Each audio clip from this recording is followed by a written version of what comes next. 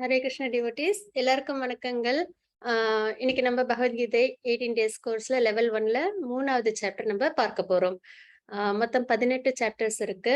அதுல நம்ம first chapter Arjuna Vishada யோகம் பார்த்தோம். அதுக்கப்புறம் நேத்திக்கு கீதையோட சாராம்சமான செகண்ட் சாப்டர் பார்த்தோம். இன்னையிலேருந்து நம்ம வந்து கர்மயோகம், அதாவது பகவத்கீதை வந்து 3ஆ பிரிப்பாங்க. அதாவது ஃபர்ஸ்ட் 6 சாப்டர்ஸ் வந்து கர்மயோகாவ சொல்லும். அதுக்கப்புறம் வந்து 7லேருந்து 12 வரைக்கும் பக்தி யோகம். அதுக்கப்புறம் 13லேருந்து 18 வரைக்கும் ஞான யோகம். சரிங்களா? யோகம் அப்படின்றது என்ன அப்படின்னு பார்த்தோம்னா, பகவானுக்கும் நமக்குமான சம்பந்தத்தை ஏற்படுத்துற ஒரு சாதனம். அதுதான் வந்து யோகம் அப்படின்னு சொல்லுவோம். கனெக்டிங் சோலையும் சூப்பர் சோலையும் கனெக்ட் பண்ற ஒரு விஷயமா இருக்கிறது. அதுதான் நம்மள சம்பந்தப்படுத்தும். பகவானுக்கும் நமக்கும் கனெக்ஷன் ஏற்படுத்தும். அப்போ அது என்னென்ன முறையில நம்ம பகவானோட தொடர்பு ஏற்படும் அப்படின்னு பார்த்தீங்கன்னா, கர்மம். கர்மம்ன்றது நம்ம செய்யற செயல்கள். ஒரு நாளைக்கு நம்ம ஏந்திரிக்கிறதுல இருந்து அன்னைக்கு முடியிற வரைக்கும் நம்ம என்ன பண்றோம்? நிறைய கர்மங்கள் செய்றோம் இல்லைங்களா? நிறைய வேலைகள் நம்ம செய்றோம். அப்போ அந்த வேலைகள் எல்லாம் பகவான சம்மந்தப்படுத்த பகவானோட சம்மந்தப்படுத்த முடியிற மாரி நம்ம செஞ்சோம் அப்படின்னா, அது வந்து பகவானோட தொடர்புடையதா இருந்தது அப்படின்னா, அது வந்து நம்மளுக்கு கர்ம யோகால வரும். அதாவது என்னன்னா, ம் இப்ப நம்ம ஒரு ஒரு 24 ஹவர்ஸ் இருக்கு. அதுல நம்ம பகவானுக்காக பூஜைகள் வீட்ல பண்றது. அதுக்கப்புறம் பார்த்தீங்கன்னா, கோயிலுக்கு போயிட்டு வர்றது, கிளாஸஸ் அட்டெண்ட் பண்றது, அந்த மாரி நெறைய விஷயங்கள் நம்ம அப்புறம் மகாமந்திரம். அதுதான் உச்சாடனம் பண்ணணும். அதாவது கலிகாலத்துல 4 யுகங்கள் இருக்கு. அந்த 4 யுகங்கள்ல ஒரு யுகத்துக்கும் ஒரு பிரிஸ்கிரைப் டியூட்டி உண்டு. இந்த இந்த விஷயம் செஞ்சா பகவானோட நம்ம சம்மந்தப்படுவோம் அப்படின்றது. அதுல பாத்தீங்கன்னா, சத்யுகத்துக்குன்னு குடுத்த விஷயம் என்ன அப்படின்னு பார்த்தோம்னா, மெடிடேஷன், தியான யோகம். சரிங்களா? தியானம் பண்ணணும். தியானத்தின் மூலியமா நம்ம பகவானோட நம்மள கனெக்ட் பண்ணணும். அதுதான் பிரிஸ்கிரைப் டியூட்டி. அதுக்கப்புறம் பாத்தீங்கன்னா, திரேதா யுகத்துக்கு யாகங்கள், யஜ்ஞங்கள் செய்வாங்க. அதே மாதிரி துவாபர யுகத்துல பாத்தீங்கன்னா, அ எலாபரேட் டெம்பிள் ஒர்ஷிப்னு சொல்லுவோம். அதாவது கோயில்ல எப்படிலாம் பூஜைகள் 6 கால பூஜைகள் பண்றாங்களோ, அதே மாரி வீட்லயும் வந்து என்ன பண்ணுவாங்க அப்படின்னு பார்த்தீங்கன்னா, பகவானுக்கு நெறைய பூஜைகள் வந்து அவங்க வந்து செய்வாங்க. சரிங்களா? இந்த மாதிரி வந்து அவங்களோட பிரிஸ்கிரைப் டியூட்டியா வந்து இருக்கும். ஆனா கலிகாலத்துல நமக்கு கிடைச்ச ஒரு வரப்பிரசாதம் அப்படின்னு நம்ம சொல்லலாம் அப்படின்னா, அது வந்து நம்மளுக்கு வெறும் பகவானோட நாமத்த சொன்னாலே போதும். பகவானோட ஏன்னா நம்ம கலிகாலத்துல நம்மளுக்கு வந்து அ அந்த அளவுக்கு ஸ்பிரிச்சுவலா, அதாவது ஆன்மீகத்துல ஒரு நாட்டம் இருக்காது பொதுவா. நெறைய வந்து நம்மளுக்கு வந்து வேற வேற விஷயங்கள நம்ம மனம் வந்து அலைப்பாயும். அந்த மாரி ஒரு விஷயம் இருக்கு. அதுக்கப்புறம் பார்த்தீங்கன்னா, எப்பயுமே சண்டை போடுறதுல விருப்பம் இருக்கும். அதுக்கப்புறம் வந்து அ நெறைய ஏமாத்துறது, இந்த மாரி விஷயங்கள இப்ப நம்ம பொதுவா பார்க்கிறோம் இல்லைங்களா? உலக நடப்புல ஒரு நாளைக்கு நம்ம நியூஸ் கேட்டோம் அப்படின்னாலுமே, நெறைய வந்து அதர்மங்கள் நம்ம நெறைய பார்க்கிறோம் இல்லைங்களா? அந்த மாதிரி விஷயத்துல தான் நெறைய வந்து நம்மள வந்து என்கேஜ் பண்ணிப்போம் அப்படின்ற மாரி ஒரு விஷயம் உண்டு. இதெல்லாம் வந்து கலி சந்தர்ஷன உபனிஷத். அதுல வந்து கலிகாலம் எப்படி இருக்கும் அப்படின்றதுக்கான எல்லா விஷயங்களும் அந்த உபநிஷத்துல வந்து குடுக்கப்பட்டிருக்கும். அப்போ இதுதான் இதுதான் வந்து கலிகாலத்தோட அடையாளமாவே நம்ம வந்து பார்க்கிறோம் இல்லைங்களா? அப்போ இந்த மாதிரி ஒரு சந்தர்ப்பத்துல பக்தி சேவையில ஈடுபடுறதுன்றது ரொம்பவே வந்து எல்லாருக்கும் வந்து அதுல வந்து ஒரு விருப்பம் வராது. அப்போ அந்த மாரி இருக்கும்பொழுது தியானம் பண்ணணும். தியானம்னா என்னது? மெடிடேஷன். மனதையும், சென்சஸையும் கண்ட்ரோல் பண்ணி, ஒருநிலைப்படுத்தி பகவான நோக்கி தியானம் பண்றது. அதுவும் வருடக்கணக்கா பண்றது. ஏன்னா சத்தியுகத்துல ஆயுட்காலம்ன்றது 1,00,000 ஆண்டுகள் ஒரு மனிதனுக்கு. அதே திரேதா யுகத்துல 10,000 ஆண்டுகள். அதே துவாபர யுகத்துல 1000 ஆண்டுகள். அதே கலியுகத்துல 100 ஆண்டுகள். சரிங்களா? அப்போ தியானம் பண்ணணும் அப்படின்ற முறை வந்து சத்தியுகத்துக்கு பொருத்தமா இருக்குமே தவிர, கலிகாலத்துல அது வந்து ரொம்பவே அ கஷ்டமான ஒரு விஷயம் இல்லைங்களா? அப்போ இந்த மாதிரி நெறைய விஷயங்கள் நம்ம பார்க்கும்போது, கலிகாலத்துக்காக குடுத்த ஒரு விஷயம் என்ன அப்படின்னு பார்த்தோம்னா, பகவானோட நாமத்த உச்சாடனம் பண்ணாலே, இதுக்கு முன்னாடி திரேதா யுகத்துல தியானம் பண்ணா என்ன கிடைக்குமோ, அதே மாதிரி துவாபர யுகத்துல யாகங்கள், யஜ்ஞங்கள் பண்ணா என்ன கிடைக்குமோ, அதே மாதிரி துவாபர யுகத்துல கோயில் வழிபாட்டு முறை. அது மாரி செஞ்சா என்ன கிடைக்குமோ, அது வந்து நம்ம இந்த கலிகாலத்துல வெறும் பகவானோட நாமத்த சொன்னாலே நமக்கு கிடைக்கும். அப்படின்ற ஒரு விஷயம் நம்மளோட ஸ்கிரிப்சர்ஸ்ல இருக்கு. சரிங்களா? அதனால தான் வந்து நாம சங்கீர்த்தனம் சிறந்தது. அத எப்பயுமே நம்ப சொல்லிக்கிட்டே இருக்கணும். முடிஞ்ச வரைக்கும் நம்ப அத தான் போட்டுக்கிட்டே இருக்கணும் அப்படின்றத நம்ம வந்து பார்க்கிறோம். இப்ப பார்த்தீங்கன்னா, இதுக்கு ஒரு சங்கீர்த்தனை மூமெண்ட் தான். சரிங்களா? இஸ்கான்ல பார்த்தீங்கன்னா, ஹரே கிருஷ்ண மகா மந்திரத்த எல்லாருக்கும் கொண்டு போய் சேர்க்கிறது. ஏன்னா, நாமத்த உச்சரிக்கிறது இருக்கிறது தான் சிறந்த ஒரு விஷயம் அப்படின்னு பார்க்கிறோம் இல்லைங்களா? அப்ப கர்மம் அப்படின்னும் போது நம்ம செய்யற செயல்கள் பகவானோட சம்பந்தப்பட்டதா இருந்தது அப்படின்னா நம்மளுக்கு அது ஒரு சிறந்த ஒரு விஷயமா இருக்கும். இதே நம்ம ஜட வாழ்க்கைக்கு தேவையான விஷயங்களே நம்ம முழுமையா நம்மள வந்து ஈடுபாடு படுத்திக்கிட்டே இருந்தோம் அப்படின்னா பிறப்பு இறப்பு அப்படின்னு அந்த சுழற்சிக்குள்ளாரியே தான் நம்ம இருப்போம். அதே இப்ப பொதுவா பாத்தீங்கன்னா எல்லாரும் சொல்லுவாங்க, நான் நல்லது செய்ய போறேன், எனக்கு நல்லது நடக்க போகுது. நான் ஏன் கடவுள கும்பிடணும்? அப்படின்ற ஒரு எண்ணமும் உண்டு இல்லைங்களா? பொதுவான விஷயத்துல. ஆனா, நல்லது செஞ்சா சொர்க்கம் போலாம். ஆனா, மோட்சம் கிடைக்காது. திரும்ப சொர்க்கத்துல தன்னோட புண்ணியமான விஷயங்களுக்கான எல்லா நன்மைகளையும் அனுபவிச்சுட்டு திரும்பவும் பிறவி அப்படின்றது கிடைக்கும். அப்ப இந்த பிறப்பு, இறப்பு அப்படின்றதுல இருந்து அந்த சுழற்சியில இருந்து நம்ம வெளியில வரணும் அப்படின்னா, கண்டிப்பா நம்ம பகவானுக்கு பக்தி சேவை பண்ணணும். அப்போ அதுக்கான விஷயங்கள், அதுக்கான செயல்பாடுகள நம்ம வாழ்க்கையில தினசரி நம்ப செய்யணும் அப்படின்றதுதான் இங்க நம்ம தெரிஞ்சுக்க வேண்டிய ஒரு விஷயம். அப்ப கர்ம யோகா அப்படின்றது நம்ம செய்யற செயல்கள் மூலியமா பகவானோட சம்பந்தப்படுறது அப்படின்றத நம்ம இன்னைக்கு பார்க்க போறோம். செயலின் யோகம் அப்படின்றத நம்ம இன்னைக்கு பார்க்க போறோம். இதுக்கப்புறம் பக்தின்றது பக்தியின் மூலியமா பகவானோட நம்ம எப்படி வந்து கனெக்ட் ஆகுறோம். ஞான யோகம்ன்றது ஞானத்தை வளர்த்துக்கிறதன் மூலியமா நம்ம எப்படி பகவானோட கனெக்ட் ஆக போறோம் அப்படின்றத நம்ம பின்னாடி வர சாப்டர்ஸ்ல நம்ம பார்க்கலாம். ஹரே கிருஷ்ணா லலிதா மாதாஜி, பிரேயர் சொல்லிடலாங்களா? படிக்கிறேன். ஹரே கிருஷ்ணா. ஹரே கிருஷ்ணா. ஓம் அஜ்ஞானதிமிராந்தஸ்ய ஞானாஞ்சனசலாகயா சக்ஷுர உன்மிலிதம் ஏன தஸ்மை ஸ்ரீ குரவே நமः. ஸ்ரீ சைதன்ய மனோபீஷ்டம் ஸ்தாபிதம் ஏன பூதலே ஸ்வயம் ரூப கதா மஹ்யம் ததாதி ஸ்வபதாந்திகம் வந்தேஹம் ஸ்ரீ குரு ஸ்ரீயுதபத கமலம் ஸ்ரீ குருன் வைஷ்ணவாம் ச ஸ்ரீரூபம் சாக்ரஜாதம் சககண ரகுநாதான்விதம் தம் சஜீவம் சாத்வைதம் சாவதூதம் பரிஜன சகிதம் கிருஷ்ண சைதன்ய தேவம் ஸ்ரீ ராதா கிருஷ்ண பாதால சககண லலிதா ஸ்ரீ விஷாகான்விதாம் ச. ஹே கிருஷ்ணா கருண சிந்தோ दीनबन्धो जगत्पते गोपेशा गोपिका कान्ता राधा कान्ता नमोऽस्तु ते. तप्त काञ्चन गौरंगी राधे वृन्दावनेश्वरी वृषभानुसुते देवी प्रणमामि हरिप्रिये. वाञ्छा कल्पदारुभ्य च कृपा सिन्धुभ्य च पतितानां पावनेभ्यो वैष्णवेभ्यो नमो नमः. नमो ओं विष्णुपादाय कृष्णप्रेमाय भूतले श्रीमते भक्तिवेदांत स्वामिनिति नामिने. नमस्ते सरस्वती देवी गौरवाणी प्रसारिणे निर्विशेष शून्यवादी पाश्चात्य देशधारिणे. श्री कृष्ण चैतन्य प्रभु नित्यानंदा श्री अद्वैत गदाधरा श्रीवासादि गौर भक्त वृंदा. हरे कृष्ण कृष्ण कृष्ण हरे हरे हरे राम राम राम हरे हरे. हरे कृष्ण कृष्ण कृष्ण हरे हरे हरे राम राम राम हरे हरे. हरे कृष्ण कृष्ण कृष्ण हरे हरे हरे राम राम हरे हरे. ओम नमो भगवते वासुदेवाय. हरे कृष्णा. கிருஷ்ண மாதாஜி, தேங்க்யூ மாதாஜி. ஹரே கிருஷ்ண டிவோட்டீஸ். நம்ம நேத்துக்கு செகண்ட் சாப்டர் பார்த்தோம். அதுல என்னென்ன பார்த்தோம் அப்படின்றத ஒரு சுருக்கமா பார்த்துடலாம். ஃபர்ஸ்ட் சாப்டர்ல 5 விஷயத்துக்காக நான் வந்து போர் பண்ண மாட்டேன் அப்படின்னு வந்து பகவான்கிட்ட அர்ஜுனர் வந்து முறையிட்டாங்க இல்லைங்களா? அந்த 5 விஷயத்துக்கும் பகவான் கொடுத்த பதில்கள் நம்ம நேத்துக்கு செகண்ட் சாப்டர்ல பார்த்தோம். அதுக்கப்புறம் இன்னொரு விஷயமும் பார்த்தோம், ஸ்ரித பிரக்ஞா அப்படின்ற விஷயமும் நம்ம தெரிஞ்சுக்கிட்டோம். அந்த மாதிரி உள்ளவங்க எப்படி இருப்பாங்க அப்படின்றதும், அதுக்கப்புறம் எதனால நம்ம வந்து பிறப்பு இந்த சுழற்சியில இருக்கும் அப்படின்றதையும் நம்ம வந்து நெருக்கி பார்த்தோம் இல்லைங்களா? அதுல ஃபர்ஸ்ட் அதாவது இரக்கம் அப்படின்றது வந்து 2.11 to 30 வரைக்கும் நான் உடல் அல்ல அப்படின்ற ஒரு விஷயம். இதுதான் நம்ம அவசியம் தெரிஞ்சுக்க வேண்டிய ஒரு விஷயம். அதாவது நம்ம ஆன்மீகத்துல நல்லபடியா நம்ம முன்னேறணும், அப்படி ப்ராக்ரஸ் ஆகணும் அப்படின்னா நான் உடல் அல்ல அப்படின்றத நம்ம தெரிஞ்சுக்கணும். ஆத்மா, ஏன்னா உடல் அழியக்கூடியது.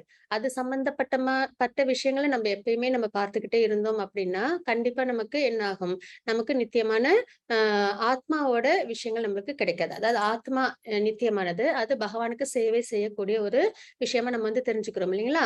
அப்போ நான் உடல் அல்ல அப்படின்றத வந்து நம்ம வந்து தெரிஞ்சுக்கணும். ஆத்மாவோட விஷயங்கள் நிறைய தெரிஞ்சுக்கணும். அதுதான் வந்து 11 to 30 வரைக்கும் பாத்தீங்கன்னா ஆத்மா எதாலும் எரிக்கப்பட முடியாது, எதாலும் வெட்டப்பட முடியாது அப்படின்ற ஒரு விஷயத்தெல்லாம் நம்ம தெரிஞ்சுக்கிறோம். அதுக்கப்புறம் அது வந்து அதோட அளவு பாத்தீங்கன்னா எப்படி இருக்கும்னு பாத்தீங்கன்னா, நம்மளோட ஹேரோட டிப் இருக்கு இல்லைங்களா?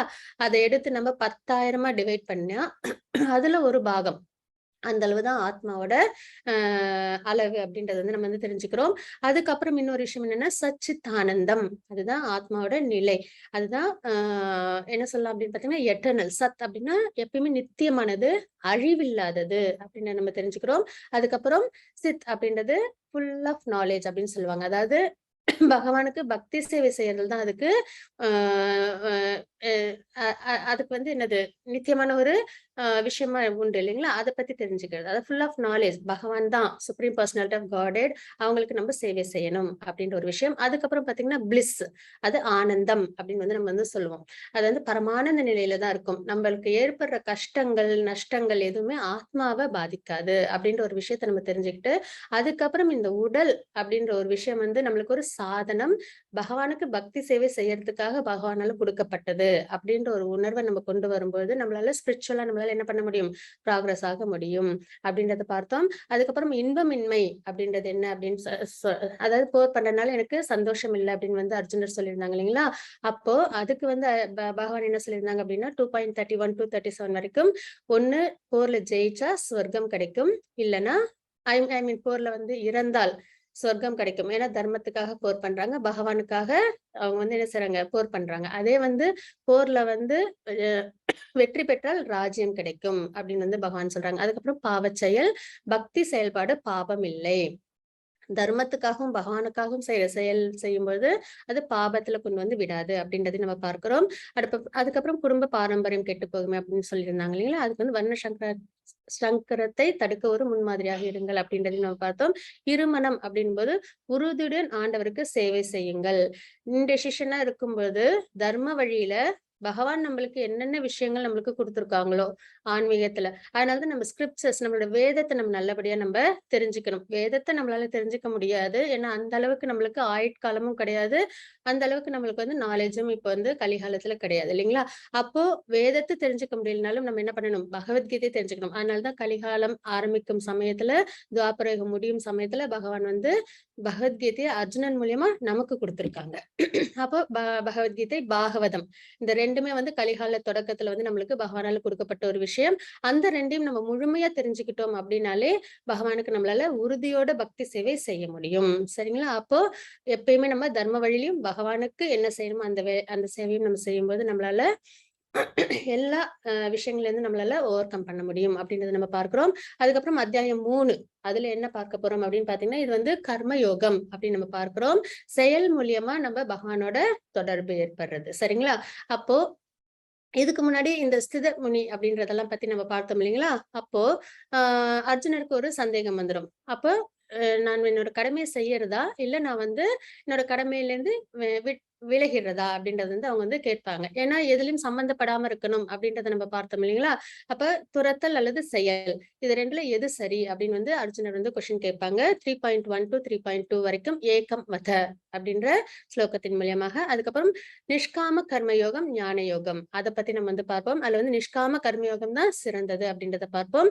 அது வந்து 3.3 to 3.9 வரைக்கும் நியத்தம் குரு கர்ம அப்படின்ற ஸ்லோகத்தின் மூலியமாக. அதுக்கப்புறம் கர்ம காண்டம், அதுக்கப்புறம் கர்ம யோகா, இதை பத்தி நம்ம வந்து தெரிஞ்சுப்போம். 3.10 to 3.16 வரைக்கும் பிரவர்த்தித்தம் சக்கரம் அப்படின்ற ஸ்லோகத்தின் மூலியமாக. அதுக்கப்புறம் எடுத்துக்காட்டாக வழி நடத்துங்கள் அப்படின்ற ஒரு விஷயத்தையும் நம்ம பார்ப்போம். 3.17 to 3.35 வரைக்கும் தாசரதி ஸ்ரேஷ்டஸ் அப்படின்ற ஸ்லோகத்தின் மூலமாக. அப்புறம் மிகப்பெரிய எதிரி என்ன அப்படின்றது நம்ம இன்னைக்கு தெரிஞ்சுப்போம். 3.36 to 3.43 வரைக்கும் இக வைரினம் அப்படின்ற ஸ்லோகத்தின் மூலியமாக. அப்ப நம்ம இன்னைக்கு பார்க்க போறது கர்மயோகத்துல இந்த விஷயங்கள்லாம் பத்தி நம்ம தெரிஞ்சுப்போம்.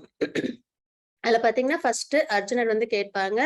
ஏன்னா எல்லாத்தையும் வந்து துறந்துட்டு பக்தி சேவை பண்ணணும் அப்படின்னு சொன்னாங்க இல்லைங்களா?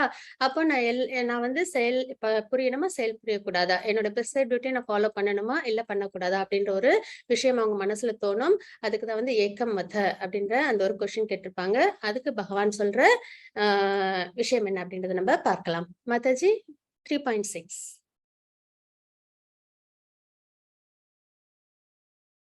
லலிதா மாதாஜி.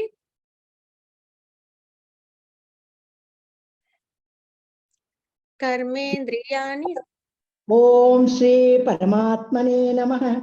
अथ तृतीयोऽध्यायः।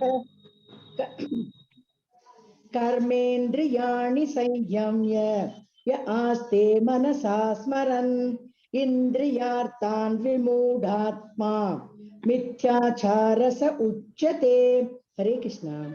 புலன்களின் செயல்களை கட்டுப்படுத்தி அதே சமயம் புலனின்ப பொருட்களில் மனதை அலைப்பாய விடுபவன் தன்னையே முட்டாளாக்கி கொள்கின்றான். அவன் போலி மனிதன் என்று அழைக்கப்படுகின்றான் அப்படின்றத பகவான் சொல்லுவாங்க. அதாவது வந்து இப்போ தனியா போய் தவம் பண்றேன், நான் வந்து என்னோட இந்த ஜட வாழ்க்கையில இருந்து விடுதலை ஆயிக்கிறேன், எனக்கு இதுல சம்பந்தம் வேண்டாம், எனக்கு இது பிடிக்கல அப்படின்னு சொல்லிட்டு சிலவங்க என்ன பண்ணுவாங்கன்னா சன்னியாசம் வாங்கிடுவாங்க இல்லைங்களா? அப்ப அந்த மாதிரி போனதுக்கு அப்புறமும் அவங்க வந்து என்ன பண்ணுவாங்கன்னு பாத்தீங்கன்னா, அவங்கள பார்க்கறதுக்கு எல்லாமே வந்து சன்னியாசம் வாங்கின ஒரு விஷயமா இருக்கும்.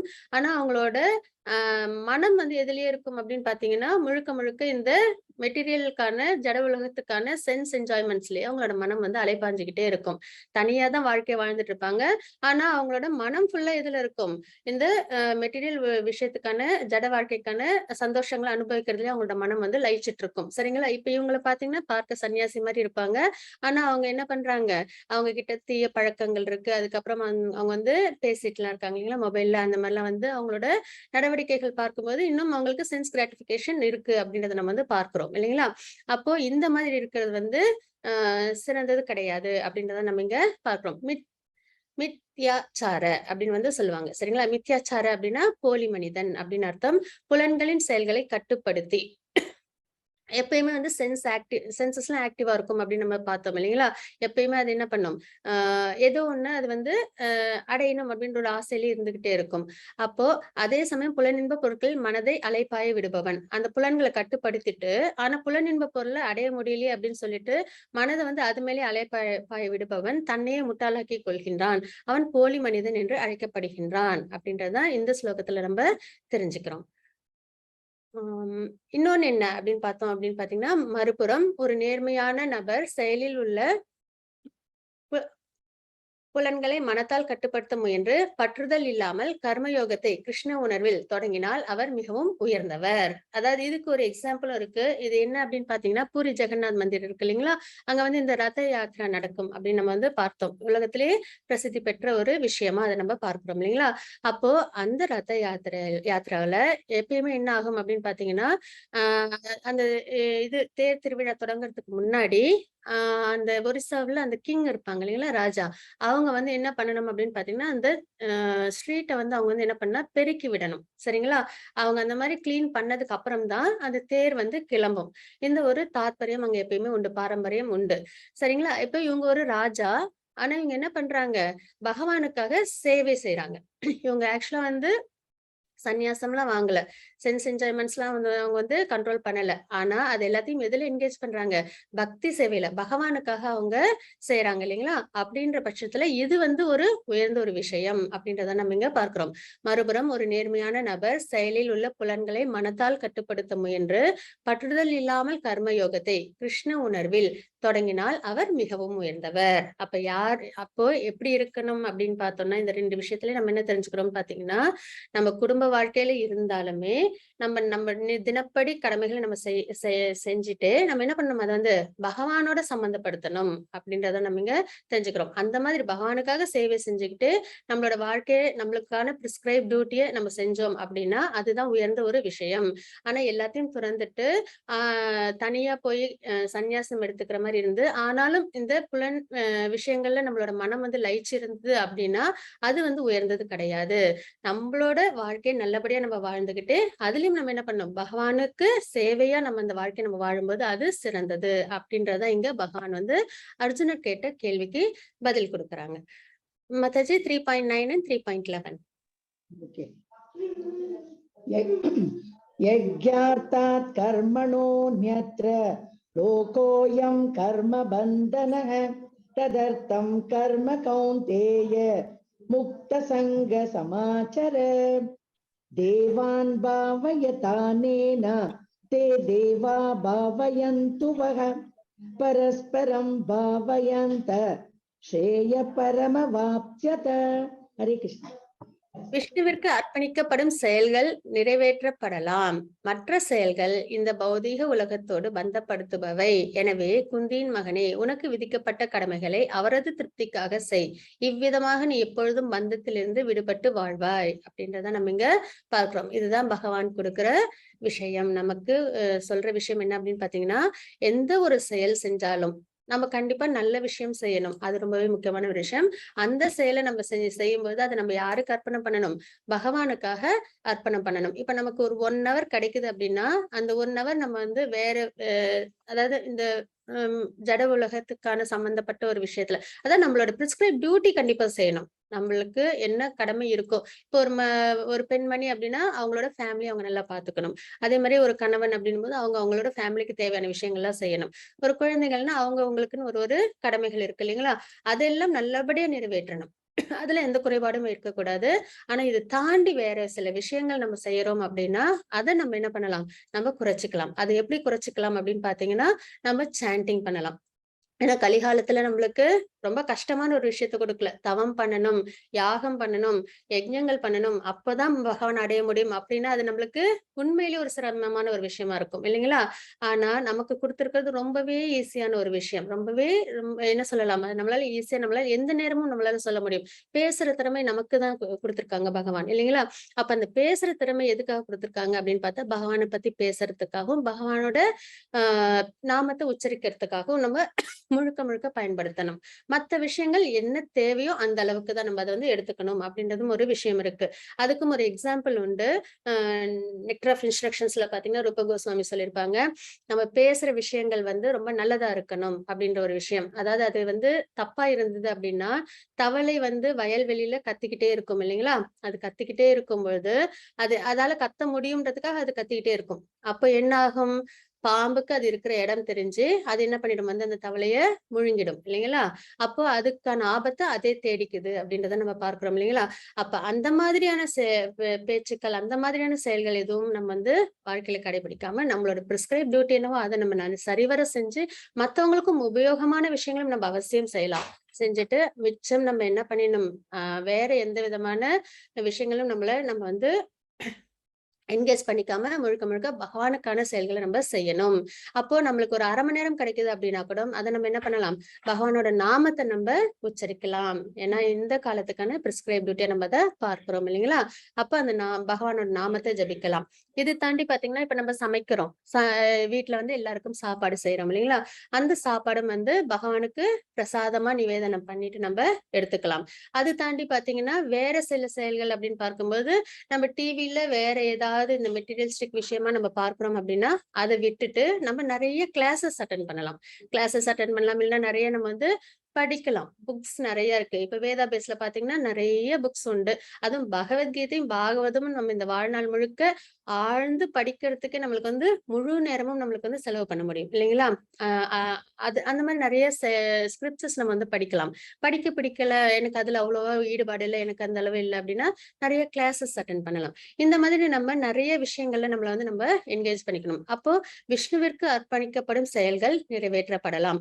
மற்ற செயல்கள் இந்த பௌதிக உலகத்தோடு பந்தப்படுத்துபவை அப்படின்றத நம்ம இங்க பார்க்கிறோம். இப்ப யாரையாவது தப்பா பேசிட்டோம் அப்படின்னா, நேரம் இருக்கு அப்படின்னு சொல்லிட்டு நம்ம என்ன பண்ணுவோம், யாருக்காவது போன் பண்ணி பேசுறோம்னு வச்சுக்கோங்க.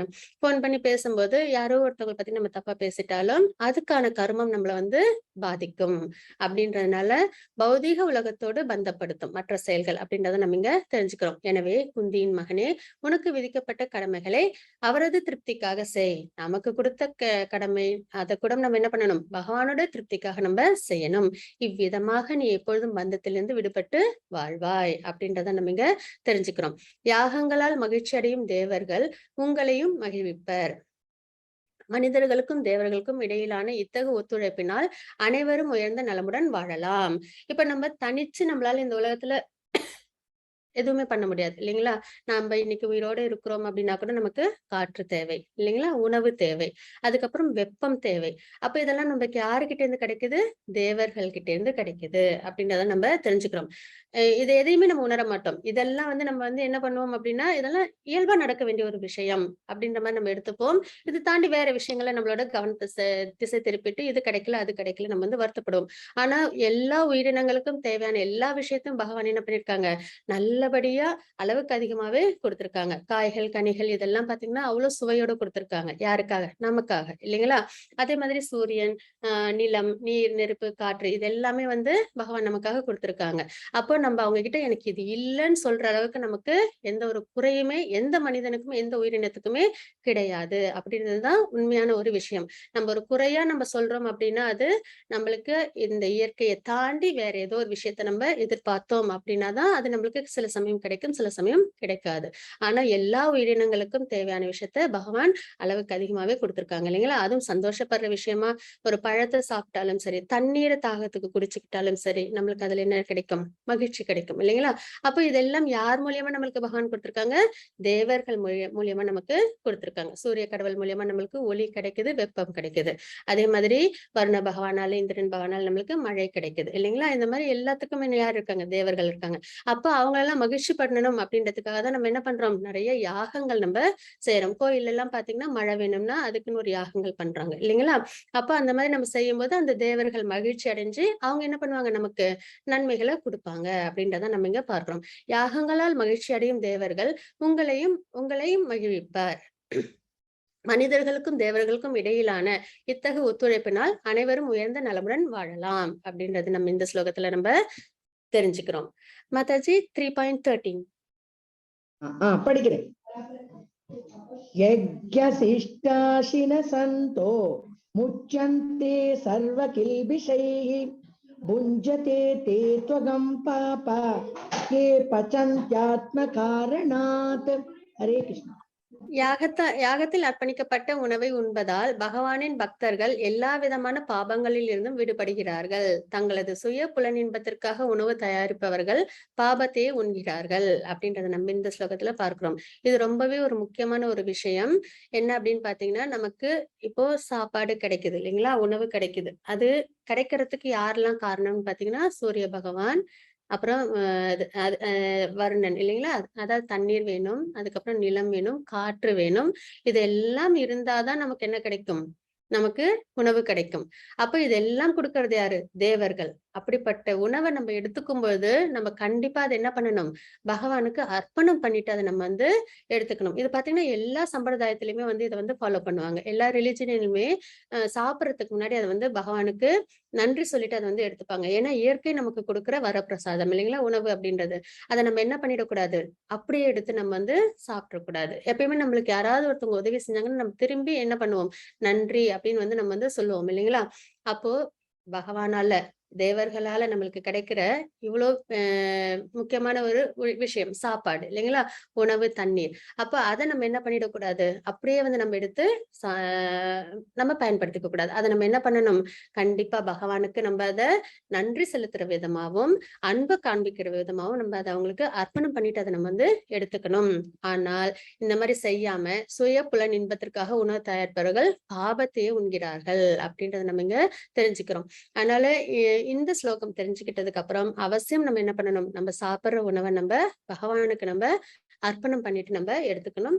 கண்டிப்பா வெஜிடேரியன் ஃபுட்ஸ் எல்லாத்தையும் நம்ம என்ன பண்ணணும்? பகவானுக்கு அர்ப்பணம் பண்ணிட்டு நம்ம சாப்பிடணும் அப்படின்றத நம்ம இங்க அவசியம் தெரிஞ்சுக்கிறோம். அந்த மாதிரி அர்ப்பணம் பண்ணும்போது பிரசாதமா அது மாறும்போது நம்மளுக்கு அது என்ன கிடைக்கும்? நம்மளோட பாவத்தை அது தொலைச்சு நம்மளுக்கு என்ன பண்ணும்? நம்மளுக்கு பியூரிபிகேஷனை கொடுக்கும் அப்படின்றத நம்ம இங்க தெரிஞ்சுக்கிறோம். அப்ப இது ரொம்ப முக்கியமான ஒரு விஷயம். ஏன்னா தினப்படி நம்ம ஆகாரம் எடுத்துக்கிறோம். அந்த மாதிரி நம்ம ஆகாரம் எடுக்கிறத நம்ம என்ன பண்ணணும்? பகவானுக்கு சமர்ப்பணம் பண்ணிட்டு அதை நம்ம எடுத்துக்கணும். அப்ப செயலின் மூலியமா நம்ம என்ன பண்றோம்? பகவானோட சம்பந்தப்படுறோம். பகவானுக்கு ஆஃபர் பண்ணிட்டு சாப்பிடும்போது நம்மளோட செயல் ஒவ்வொரு நாளும் நம்ம சாப்பாடு எடுத்துக்கிறோம் இல்லைங்களா? அப்ப அதை நம்ம என்ன பண்றோம்? செயலின் மூலியமா நம்ம பிரசாதமா எடுத்துக்கும் போது பகவானோட நம்ம சம்பந்தப்படுறோம். அவங்களும் நம்ம திருப்தி பண்றோம் அப்படின்றதான். ஏன்னா நம்ம பார்த்துட்டு இருக்கிறது கர்ம யோகா. நம்ம செய்யற ஒரு செயல்களும் பகவானை திருப்தி பண்றதுக்காக இருக்கணும் அப்படின்றத நம்ம இங்க தெரிஞ்சுக்கிறோம். மாதாஜி 3.14. अन्नात् भवन्ति भूतानि पर्जन्यादन्न सम्भवः यज्ञात् भवति पर्जन्यो यज्ञ कर्म समुद्भवः. हरे कृष्ण. மழையால் தோற்றுவிக்கப்படும் தானியங்களால் எல்லா ஜீவன்களின் உடல்களும் வாழுகின்றன. யாகத்தால் மழையும் விதிக்கப்பட்ட கடமையால் யாகமும் உண்டாக்கப்படுகின்றன அப்படின்றத நம்ம இந்த ஸ்லோகத்துல பார்க்கிறோம். இதுக்கான சார்ட் தான் இது. இதுல என்ன அப்படின்னு பாத்தீங்கன்னா, பகவான் வந்து என்ன பண்றாங்க, ஃபர்ஸ்ட் பிரம்மாவை உருவாக்குறாங்க. தன்னோட நாபி கமலத்திலிருந்து பிரம்மாவை உருவாக்குறாங்க. பிரம்மா படைக்கப்பட்ட உடனே பகவான் என்ன பண்றாங்க, அவங்களுக்கு வேதங்களை கொடுக்குறாங்க பிரம்மாவுக்கு, இல்லைங்களா? அப்போ அந்த வேதம் தான் நம்ம என்ன சொல்லலாம், அதுதான் நம்மளுக்கு வழிகாட்டி. நம்ம என்ன செய்யணும் செய்யக்கூடாது அப்படின்றத நம்மளோட வேதம் தான் நம்மளுக்கு சொல்லி கொடுக்கும். அப்ப அந்த வேதத்தை பிரம்மாவுக்கு கொடுக்குறாங்க. அந்த வேதத்தை என்ன பண்றாங்க, பிரம்மா வந்து அதன் மூலியமா அவங்க வந்து அடுத்த கிரியேஷன்ஸ், இந்த 14 லோகங்கள் இருக்கு இல்லைங்களா, அதை வந்து அவங்க வந்து செய்வாங்க. சரிங்களா? அப்ப அந்த வேதம் பிரம்மாவுக்கு கிடைக்குதுங்களா, அந்த வேதத்தை படிச்சதுக்கு அப்புறம் அதுல உள்ள யாகங்கள் யஜ்ஞங்கள் இதெல்லாம் வந்து நம்ம வந்து செய்யறோம் கடமைகளா. சரிங்களா?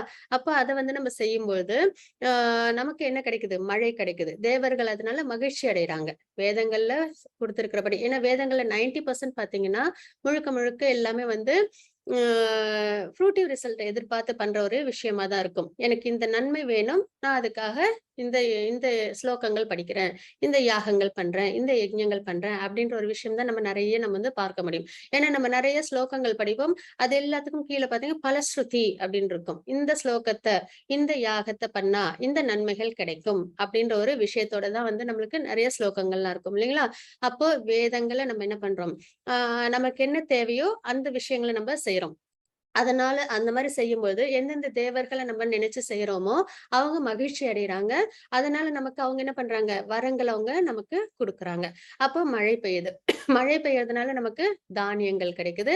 அந்த தானியத்தை நம்ம என்ன பண்றோம், ஆகாரமா எடுத்துக்கிறோம். அதை அப்படியே பகவானுக்கு ஆஃபர் பண்ணாம எடுக்கிறத விட்டுட்டு நம்ம என்ன பண்ணணும், பிரசாதமா நம்ம அதை எடுத்துக்கணும். பிரசாதமான பகவானுக்கு நம்ம நன்றியும் அன்பையும் காமிச்சு அவங்களுக்கு நம்ம அதை ஆஃபர் பண்ணி அதுக்கப்புறம் நம்ம அதை எடுத்துக்கும்போது அது ஒரு சிறந்த முறையா இருக்கும். பாபத்திலேருந்து நம்மளை விடுவிக்கும் அப்படின்றதான் தாத்பரியம். ஏன்னா ஒரு ஆகாரம் நமக்கு கிடைக்கிறதுக்கு இவ்வளவு விஷயங்கள் இருக்கு. பகவானால கொடுக்கப்பட்ட வேதம், அதுல கொடுக்கப்பட்ட விஷயங்களை நம்ம ஃபாலோ பண்றதுனால தேவர்கள் மகிழ்ச்சி அடைகிறாங்க. தேவர்கள் மகிழ்ச்சி அடைகிறதுனால நமக்கு நன்மைகள் கிடைக்குது. அந்த நன்மையிலேருந்து கிடைக்கிற பிரசாதத்தை நம்ம என்ன பண்ணணும், ஃபுட்டை வந்து நம்ம பகவானுக்கு ஆஃபர் பண்ணணும் அப்படின்றத நம்ம இங்க தெரிஞ்சுக்கிறோம். அதுதான் இந்த ஸ்லோகத்துல நம்ம பார்த்தது. மழையால் தோற்றுவிக்கப்படும் தானியங்களால் எல்லா ஜீவன்களின் உடல்களும் வாழ்கின்றன. ஏன்னா சாப்பாடு அப்படின்றதுதான் ஆதாரம், இல்லைங்களா? நம்ம நல்லபடியா நம்ம வாழ்க்கை வாழணும்னா அப்போ அது யாரால கிடைக்குது, தேவர்களால கிடைக்குது. யாகத்தால் மழையும் விதிக்கப்பட்ட கடமைகளால் யாகமும் உண்டாக்கப்படுகின்றன அப்படின்ற போது அதை நம்ம என்ன பண்ணணும், பிரசாதமா நம்ம எடுத்துக்கணும் அப்படின்றத நம்ம இங்க பார்க்கிறோம். ஜெய் ஸ்ரீ கிருஷ்ண சைத்தன்ய பிரபு நித்யானந்த ஸ்ரீ அத்வைத கதாதர ஸ்ரீவாசதி கௌர பக்த விருந்த அப்படின்றத நம்ம பார்க்கிறோம். ஸ்ரீமத் பாகவதத்துல பாத்தீங்கன்னா சங்கீர்த்தன யஜ்ஞம் தான் சிறந்தது அப்படின்றத நம்ம பார்க்கிறோம். அப்போ நம்ம இப்ப பார்த்துட்டு இருக்கிறது கர்மயோகம். நம்ம செயல்கள் மூலியமா நம்ம பகவானோட சம்பந்தப்படுறது எப்படி அப்படின்றத பார்த்துட்டு இருக்கோம். இப்ப நம்ம முன்னாடி பார்த்தது நம்ம ஆகாரம் எடுத்துக்கிறோம், அதை பகவானுக்கு ஆஃபர் பண்ணிட்டு எடுத்துக்கணும் அப்படின்றத நம்ம தெரிஞ்சுக்கிட்டோம், இல்லைங்களா? இப்ப இன்னொரு விஷயம் என்ன நம்ம தெரிஞ்சுக்கிறோம் அப்படின்னு பாத்தீங்கன்னா, கொஞ்ச நேரம் இருந்தாலும் நம்ம என்ன பண்ணணும், அது பகவானோட நாமத்தை உச்சரிக்கிறதுல நம்ம செலவு பண்ணணும் அப்படின்றத நம்ம இங்க தெரிஞ்சுக்கிறோம். அப்போ ஹரே கிருஷ்ண மகாமந்திரம், ஹரே கிருஷ்ண கிருஷ்ண கிருஷ்ண ஹரே ஹரே, ஹரே ராம ராம ராம ஹரே ஹரே. இதுதான் மகாமந்திரம். யாரு கொடுத்தாங்க அப்படின்னு பாத்தீங்கன்னா சைத்தன்ய மகாபிரபு கொடுத்தாங்க அப்படின்றதான். சைத்தன்ய மகாபிரபு வந்து, அதாவது பகவான் வந்து ப்ராம்ப்டா கொடுத்த அவதாரம் அப்படின்னு பாத்தீங்கன்னா தசாவதாரம் எல்லாருக்கும் தெரியும், இல்லைங்களா? இது தாண்டி நிறைய ஹிடன் அவதாரம் அப்படின்னு வந்து உண்டு. அதாவது அவங்க வந்து சக்தி ஆவேச அவதாரம் அப்படின்லாம் இருக்கு. ஒரு ஜீவாத்மாவை தேர்ந்தெடுத்து அதுக்கு சக்திகளை கொடுத்து அதன் மூலியமா அவங்க செய்ய நினைச்ச விஷயங்களை அவங்க வந்து செய்வாங்க. அந்த மாதிரி ஒரு விஷயம். ஒரு சில இடத்துல அவங்களே வந்து அவதாரம் எடுப்பாங்க. ஆனா அது வந்து அவ்வளவு ப்ராம்ப்டா இருக்காது. அந்த மாதிரிதான் சைத்தன்ய மகாபிரபு அப்படின்ற அவதாரம் வந்து, இது வந்து பகவான் கிருஷ்ணரோட அவதாரமே. ராதா ராணி அவங்க இருக்காங்க இல்லைங்களா, அவங்க வந்து ஒரு நாள் வந்து பகவான் கிட்ட பேசிட்டு இருக்கும்போது சொன்னாங்களாம், நாங்க எல்லாரும் என்ஜாய் பண்ற ஒரு விஷயம், எங்க எல்லாருக்கும் கிடைச்ச ஒரு சந்தோஷம் உங்களுக்கு கிடையாது அப்படின்னு சொல்லி கிருஷ்ணர் கிட்ட சொல்லிட்டு இருந்தாங்களாம். அப்படியா, நான் எனக்கு தெரியாம அப்படி என்ன சந்தோஷம் உங்க எல்லாருக்கும் கிடைச்சிருக்கு, அதை நான் தெரிஞ்சுக்கணும் அப்படின்னும் போது, நீங்க பக்தி சேவையை ஏத்துக்கிட்டு தான் இருந்திருக்கீங்களே தவிர பக்தியை செஞ்சு நீங்க வந்து அந்த சேவை செய்யும் போது கிடைக்கிற சந்தோஷத்தை நீங்க அனுபவிச்சது இல்லை அப்படின்னு சொல்லி ராதாராணி சொல்லுவாங்களாம். உடனே ராதாராணி மூட்ல அவங்க அவங்க அந்த அந்த பக்தி சேவையை செய்யும் போது அவங்களுக்கு என்ன சந்தோஷம் கிடைக்குதுன்றதை தெரிஞ்சுக்கணும் அப்படின்ற ஒரு விஷயத்துக்காக எடுத்த அவதாரம் சைத்தன்ய மகாபிரபு அவதாரம் அப்படின்றத நம்ம பார்க்கிறோம். அதுக்கப்புறம் இன்னொரு விஷயமும் என்ன அப்படின்னு பாத்தீங்கன்னா, கலிகாலத்துல நாம சங்கீர்த்தனம் தான் சிறந்த ஒரு விஷயம். பிரிஸ்கிரைப் டியூட்டி அப்படின்னு பார்த்தோம் இல்லைங்களா? அப்போ கலிகாலத்துல எல்லாருக்கும் வந்து ஆன்மீகத்துல அவ்வளவா ஈடுபாடு வராது அப்படின்றதுனால அவங்களுக்கு ரொம்பவே ஈஸியான ஒரு முறையில ஆஹ் முக்தி கிடைக்கணும், அவங்களும் வந்து ஸ்பிரிச்சுவலா ப்ராக்ரஸ் ஆகணும் அப்படின்ற ஒரு விஷயத்துக்காக அவங்க என்ன பண்ணாங்க, சைத்தன்ய மகாபிரபு அவதாரம் எடுத்தாங்க. எடுத்து என்ன பண்ணாங்க, ஹரே கிருஷ்ணா மகாமந்திரத்தை நமக்கு கொடுத்திருக்காங்க. இந்த ஹரே கிருஷ்ணா மகாமந்திரத்தோட சிறப்புகள் என்ன அப்படின்னு பாத்தீங்கன்னா, இதுல உள்ள சிறப்பு அப்படின்னு என்ன பார்த்தோம் அப்படின்னு பாத்தீங்கன்னா, இதுக்கு வந்து எந்த ஒரு நியமனமும் கிடையாது. இப்ப நம்ம ஒரு மந்திரம் சொல்லுறோம். பொதுவா மந்திரம் அப்படின்றது ரொம்ப ஈஸியா கிடைக்காது. அதுக்கு நிறைய தவங்கள் செய்யணும். தவங்கள் செஞ்சாதான் மந்திரமே நமக்கு கிடைக்கும். ஏன்னா பகவானோட நாமம்ன்றது ஒரு பொக்கிஷமானது இல்லைங்களா? அது வந்து ரொம்ப ஈஸியா எல்லாருக்கும் கிடைக்காது. அப்போ அந்த ஒரு மந்திரம் கிடைக்கணும் அப்படின்னா, அதுக்கு நிறைய தவங்கள் பண்ணியிருக்கணும். நம்மலாம் சிறந்த முறையில நிறைய சுக்ருத் இருக்கிறதுனால தான் நம்ம இன்னைக்கு இந்த கிருஷ்ணா கான்சியஸ்னஸ் மூமெண்ட்ல நம்ம எல்லாருமே இருக்கோம் அப்படின்றதே ஒரு சிறந்த ஒரு விஷயம். அப்போ இந்த ஹரே கிருஷ்ணா மகாமந்திரம் என்ன அப்படின்னு பாத்தீங்கன்னா, பொதுவா மந்திரம்னும் போது அதுக்கு நிறைய நியமனங்கள் உண்டு. அத வந்து ஆஹ் ஒரு சுத்தமான இடத்துல சொல்லணும், நம்மளும் வந்து சுத்தமா இருக்கணும் அப்படின்ற ஒரு விஷயம்லாம் உண்டு இல்லைங்களா? ஏன்னா பகவானோட நாமம்ன்றது ரொம்பவே புனிதமானது.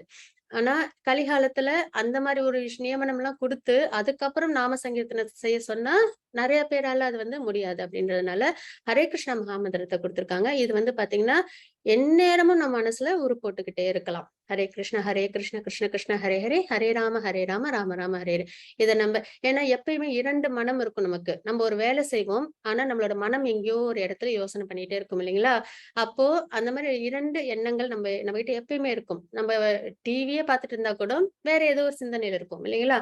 அப்போ நம்ம என்ன பண்ணணும் அப்படின்னு பாத்தீங்கன்னா, அந்த வேற ஒரு சிந்தனையில போற அந்த மனத்துல இந்த ஹரே கிருஷ்ணா மகாமந்திரத்தை நம்ம கொண்டு வந்துடணும். எந்த வேலை செஞ்சாலும் சரி. இப்போ ஒரு கடைக்கு போனா கூட கடையில போய் நம்ம சாமான் வாங்குறதுதான். இதே வந்து மகாமந்திரம் தெரியாதவங்க, இந்த தாத்பரியம் தெரியாதவங்க என்ன பண்ணுவாங்கன்னா, வேற ஏதோ யோசனை பண்ணிக்கிட்டே அவங்களோட வேலைகளை செய்வாங்க இல்லைங்களா?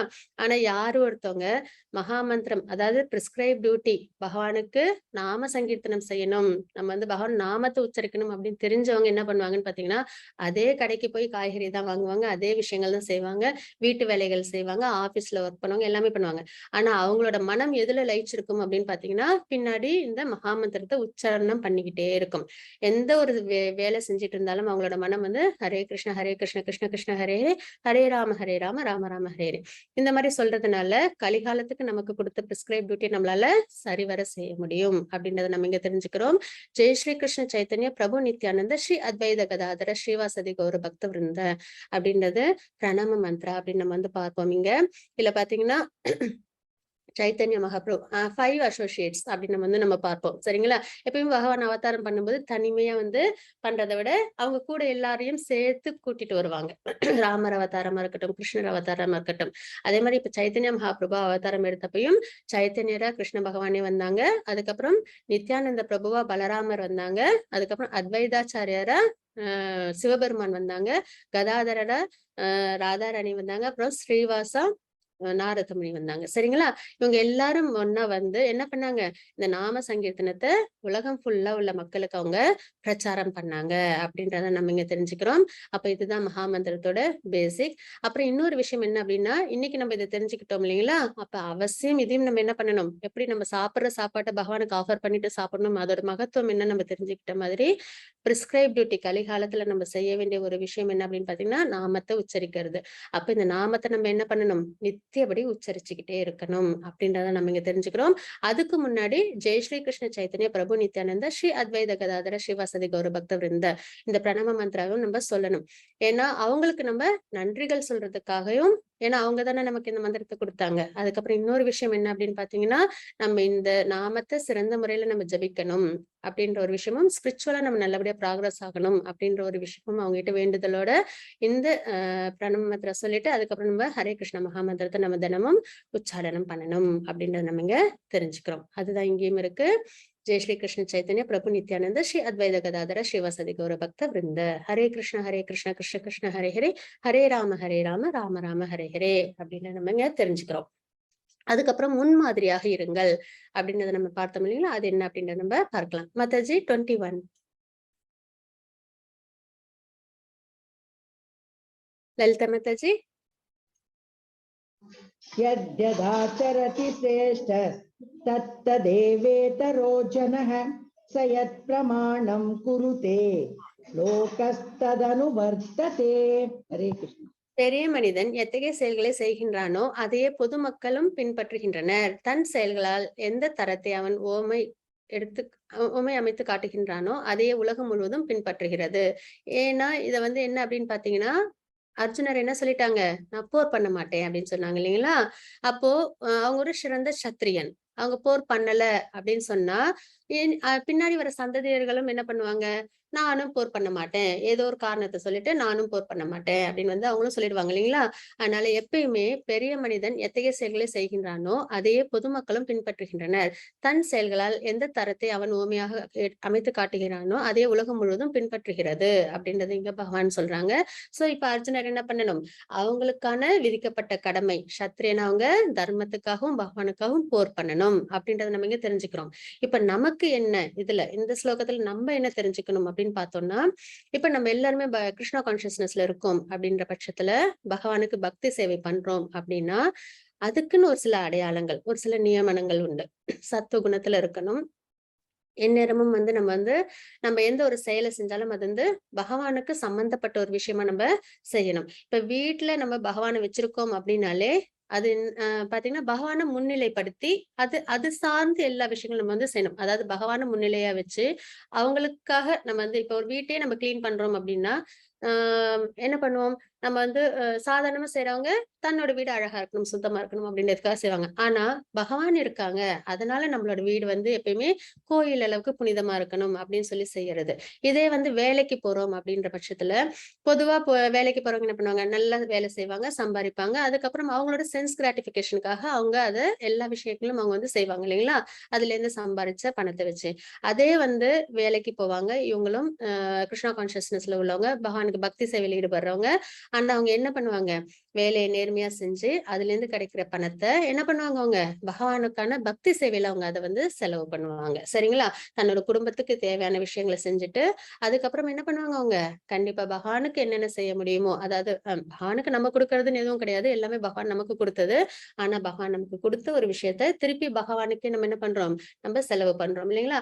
அந்த மாதிரி எல்லா விஷயத்தையும் நம்ம பகவானை முன்னிலைப்படுத்தி அவங்களுக்காகவே நம்ம செய்ய ஆரம்பிக்கும் போது அது ஒரு சிறந்த எடுத்துக்காட்டா இருக்கும். யாருக்கு, நம்மளை பின்பற்றி வரவங்களுக்கு வாழ்க்கையை நம்ம இப்படிதான் வாழணும். ஏன்னா இந்த மாதிரி வாழும்போது நம்மளுக்கு என்ன கிடைக்கும், நம்மளுக்கு பிறப்பு இறப்பு அப்படின்ற அந்த சுழற்சி போயிடும்.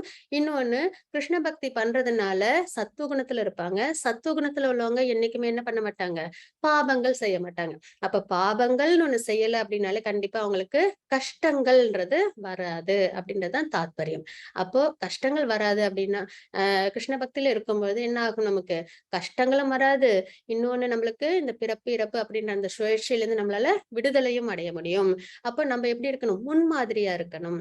அப்போ நம்மள ஃபாலோ பண்ணி வரவங்களும் என்ன பண்ணுவாங்க, இந்த மாதிரி விஷயத்த அவங்களும் கடைபிடிப்பாங்க அப்படின்றத நம்ம இங்க எடுத்துக்க வேண்டிய ஒரு விஷயமா நம்ம பார்க்கிறோம். சரிங்களா, அதுதான் இங்க ஆக்சுவலா அர்ஜுனருக்கு இதை என்ன சொல்லியிருக்காங்க, பெரியவங்கள, அதாவது பெரிய மனிதன் எத்தகைய செயல்களை செய்கின்றானோ அதே பொதுமக்களும் பின்பற்றுகின்றனர் அப்படின்னு சொல்றாங்க இல்லைங்களா. அப்ப நீ போர் பண்ணணும் அப்படின்றத அர்ஜுனருக்கு அவங்க சொல்றாங்க. ஆனா பகவத்கீதை அர்ஜுனர் மூலியமா யாருக்கு கொடுக்குறாங்க, நமக்கு கொடுக்குறாங்க. அப்ப நம்மளும் என்ன பண்ணணும், பக்தி சேவையில பகவானுக்கு ஈடு பண்றோம் அப்படின்னா அதுக்கான விஷயங்கள்னு இருக்கு, அதை நம்ம என்ன பண்ணணும், அவசியம் நல்லபடியா ஃபாலோ பண்ணணும். அதை நம்ம பின்னாடி வர நம்ம குடும்பத்தினரா இருக்கட்டும், வெளியில நம்ம பார்க்கிறவங்களாகட்டும், அவங்களும் அதை ஃபாலோ பண்ணுவாங்க அப்படின்றத நம்ம பார்க்கிறோம். மத்தஜி 3.36 38. 36, 38. Yes, Mataji. अर्जुन उवाच अत केन प्रयुक्तोऽयं पापं चरति पूरुषः अनिच्छन्नपि वाष्णेय बलादिव नियोजितः। धूमे यज्ञशिष्टाशिन सन्तो मुच्यन्ते सर्वकिल्बिषैः पुञ्जते त्वकं पापा ये पचन्त्यात्मकारणात्। हरे कृष्ण माता। ஹரே கிருஷ்ணா. அர்ஜுனன் கூறினார், விஷ்ணு குலத்தவரே, விருப்பம் இல்லாவிட்டாலும் பலவந்தமாக ஈடுபடுத்தப்படுவது போல ஒருவன் பாப காரியங்களை செய்ய எதனால் தூண்டப்படுகின்றான் அப்படின்றான். ஏன்னா எல்லாருக்குமே என்ன ஆசை, நம்ம நல்லவங்களா இருக்கணும், நல்லதே செய்யணும் அப்படின்ற ஒரு விஷயம் தான் எல்லாருக்குமே இருக்கும் இல்லைங்களா? யாருமே பாவம் செய்யணும், தப்பு பண்ணணும்ன்றதுல விருப்பமே இருக்காது. ஆனாலும் பலவந்தமாக விருப்பம் இல்லாவிட்டாலும் பலவந்தமாக ஈடுபடுவது போல ஒருவன் பாப காரியங்களை செய்ய எதனால் தூண்டப்படுகின்றான் அப்படின்ற ஒரு விஷயத்த அர்ஜுனர் கேட்டிருக்காங்க.